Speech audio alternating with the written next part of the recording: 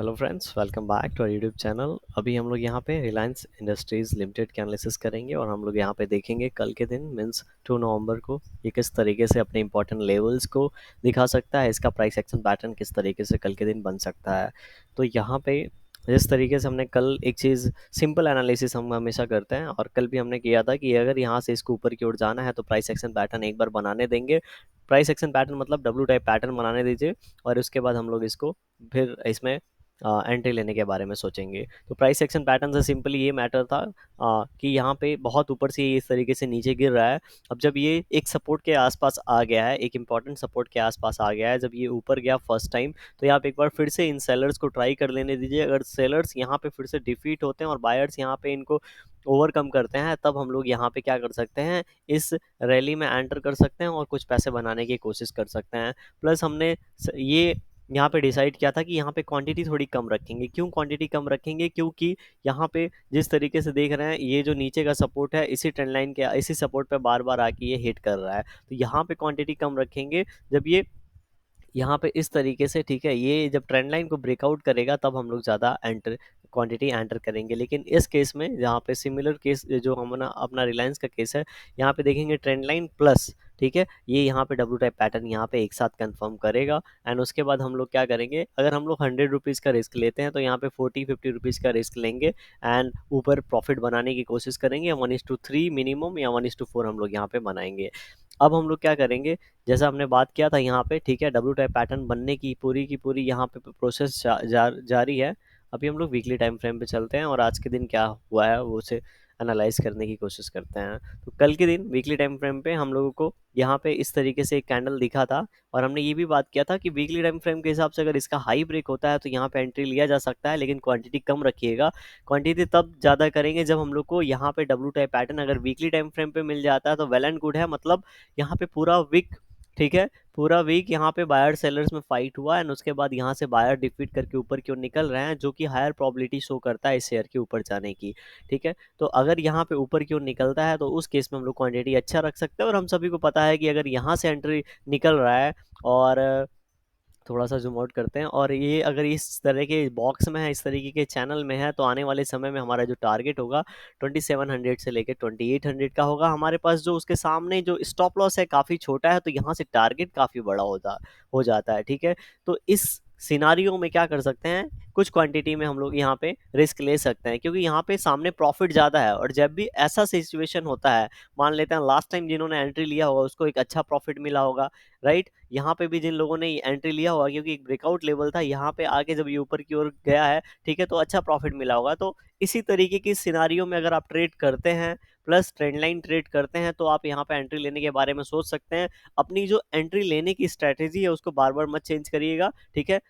अगर ऐसा करेंगे तो हो सकता है at the end of the year आप लॉस में क्लोज करें। एक ही चीज़ को अगर आप फॉलो करेंगे तो at the end of the year आप प्रॉफिट में क्लोज करेंगे अपना अकाउंट। ठीक है, तो ये चीज़ हम लोग यहाँ पे फॉलो कर रहे हैं।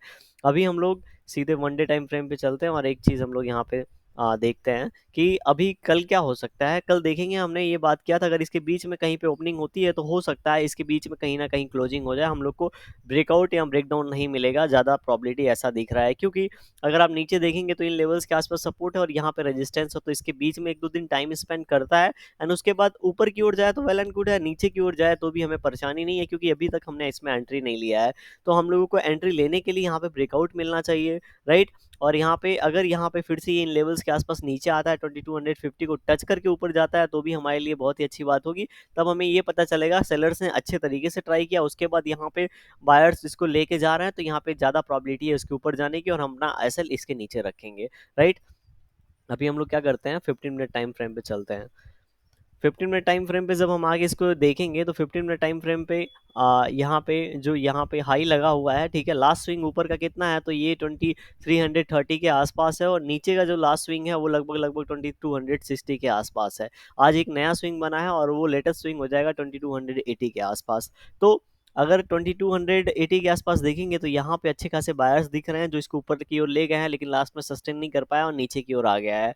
प्लस इन पॉइंट्स को अगर 15 मिनट टाइम फ्रेम पे अगर ऐड करेंगे तो एक अच्छा सा ट्रेंड लाइन भी बन जाएगा। इस तरीके से हमारे पास ट्रेंड लाइन मिल रहा है। तो अगर यहाँ पे 15 मिनट टाइम फ्रेम पे ट्रेंड लाइन के साथ ये अगर 2320 का लेवल निकालता है, ठीक है, तो 2320 का लेवल निकालेगा तो यहाँ पे अच्छा ऊपर की ओर मोमेंटम कर सकता है। और ऊपर की ओर जो मोमेंटम करेगा, पहला टारगेट 2340 का होगा एंड उसके बाद का जो टारगेट होगा वो 2360 के आसपास होगा।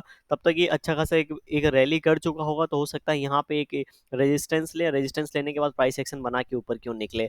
नीचे की बात करेंगे तो नीचे जो अभी लेटेस्ट स्विंग है, ठीक है, ये एक ब्रेकआउट लेवल था। देखेंगे तो यहाँ पे ब्रेकआउट लेवल था, तो फर्स्ट टाइम आया, सपोर्ट लिया। सेकेंड टाइम अगर आके इसे इस तरीके से प्राइस एक्शन बना के हिट करता है, मैंने कल भी आपको बताया था, अगर इसे यहाँ पे ब्रेक करना है तो ऊपर आ जाएगा, ठीक है, इस तरीके से नीचे आएगा और उसके बाद ऊपर जब जाके फिर से अगर इस तरीके से इन लेवल्स को रेजिस्टेंस लेके हिट करता है तो ये फिर इन लेवल्स के आसपास आ जाएगा, लेकिन ऊपर की ओर चला गया। सेम सिनारियो अगर कल रिपीट होता है, इन लेवल्स के आसपास आके एक बार और हिट करता है, तो यहाँ पे चांसेस इसको ब्रेक करेगा। ब्रेक करने के बाद 2260 के आसपास ये आराम से फिर से सपोर्ट ले सकता है। एंड अगर सपोर्ट नहीं लेता है तो फाइनल सपोर्ट जो लेगा वो 2240 के आसपास हम लोग को देखने को मिलेगा। क्योंकि अभी ये इस तरीके से चैनल में फंसा हुआ है, जैसा कि मैंने पहले भी जब फर्स्ट टाइम ये बना हुआ था तभी मैंने आपको बताया था, हो सकता है इस तरीके से एक और बार यहाँ पे इस लो को रीटेस्ट करना है। रीटेस्ट करके जब से ऊपर जाएगा तो ये जो हमारे पास यहाँ पे रेंज बना हुआ है, इसका 1:1 हम लोग को ऊपर की ओर दे सकता है। तो ऐसा यहाँ पे कल के दिन चांस है प्राइस एक्शन पैटर्न बनाने की। वीडियो पसंद आया होगा तो लाइक कर सकते हैं आप, चैनल पे नए होंगे सब्सक्राइब कर सकते हैं आप। Thank you for watching this video. और कोई भी डिसीजन लेने के पहले एक बार खुद की एनालिसिस जरूर करें, बिकॉज आपको पता होना चाहिए आप कहाँ पे एंट्री ले रहे हैं, एग्जिट कहाँ करना है और क्यों एंट्री ले रहे हैं। सबसे बड़ी बात, आप किसी शेयर में क्यों एंट्री ले रहे हैं ये आपको ज़्यादा पता होना चाहिए, टेक्निकली या फिर fundamentally, right. Thank you for watching this video.